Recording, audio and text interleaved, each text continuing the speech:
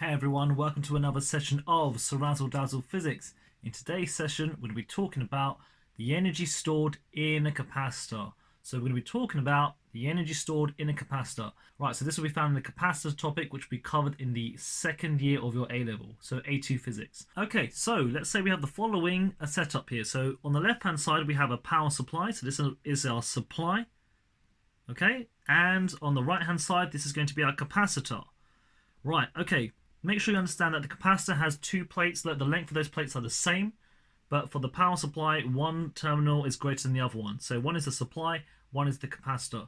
Make sure you've watched my other videos on capacitance before you actually watch this video, so it makes a bit more sense.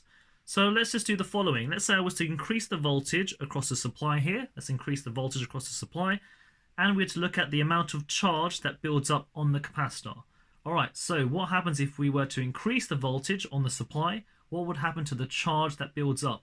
Well, we know that logically, if I was to increase the voltage over here, the charge would build up. So the amount of charge would build up. So we plot a graph of charge against voltage. So charge on the y-axis, voltage on the x.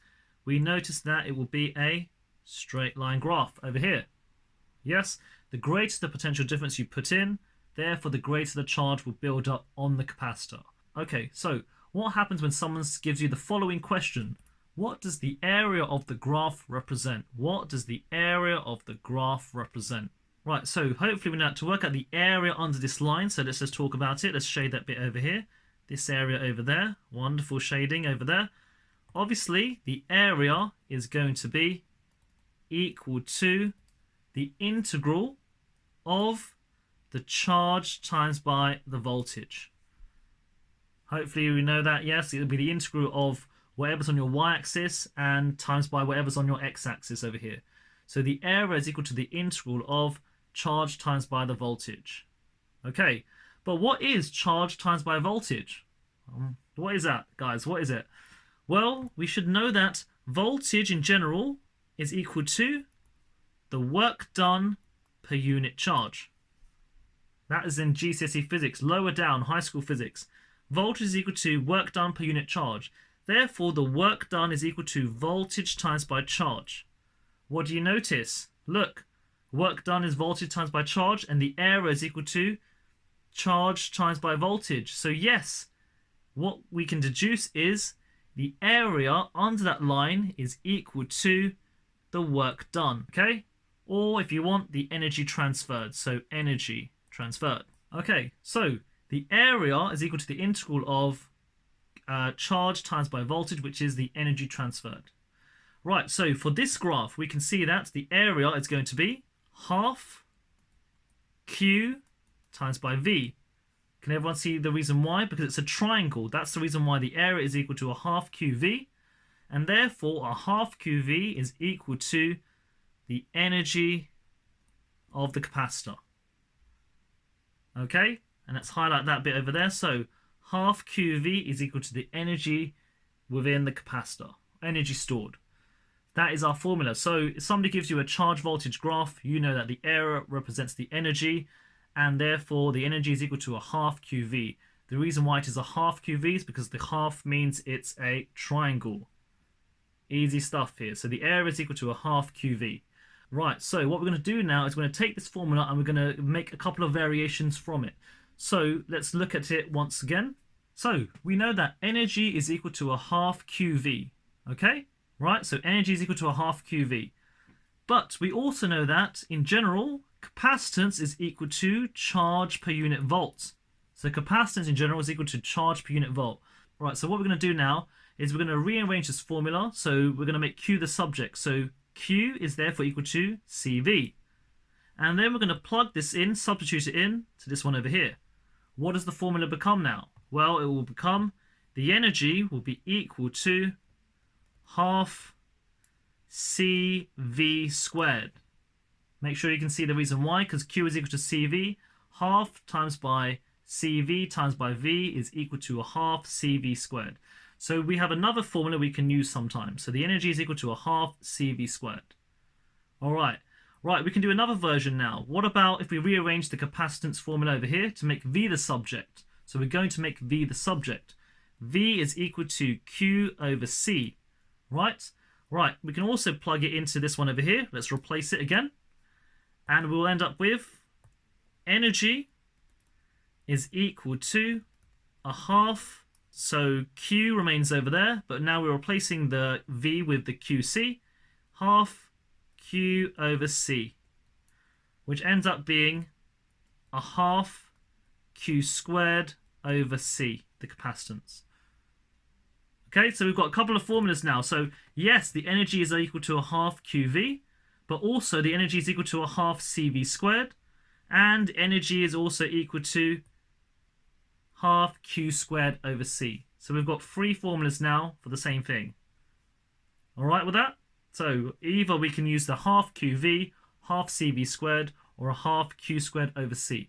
So we're going to look at an example now just to get our head around manipulating the equations and doing some practice. Okay, so example 1 is going to be the following. A capacitor of value 1000 microfarads is charged to a potential difference of 16 volts. Calculate the energy stored. So first of all, capacitor of value 1000 microfarads, that's the capacitance, is charged to a potential difference of 16 volts. Calculate the energy stored. Right, so what are the formulas that we can use? We know that energy of the capacitor is equal to a half QV, or we can say energy of the capacitor is equal to a half CV squared, or we can say that the energy of the capacitor is equal to half Q squared over C. So you've been given, look, you want to work out the energy, you've got the voltage, you've got the capacitance, because obviously that's microfarads. Therefore, we're going to be using half CV squared. So we're going to be using this one over here. Right, plugging them in. Energy is equal to a half. C is going to be 1000 microfarads. You have to get rid of the micro. If you've forgotten, micro is equal to times 10 to the power of minus 6 micro. So 1000 times by 10 to the minus 6 farads times by the voltage squared, 16 volts squared. Okay, so in a calculator, chuck it into a calculator, we've got 1000 times by 10 to the minus 6 times by 16 squared divided by 2. Its energy is going to be equal to 0.128 joules. Easy stuff, guys, yeah? So just take the values, plug them into the equation. Obviously, look at the data that you've been given. So therefore, it tells you if you've been given C, Q, or V. That's example number 1. Right, example number 2. Let's do it. Right, so example 2. A capacitor of capacitance value 10 millifarads is charged so that 0.1 coulombs of charge is stored onto it. What is the energy stored? So what are the formulas once again? Well, we know that they are going to be the following.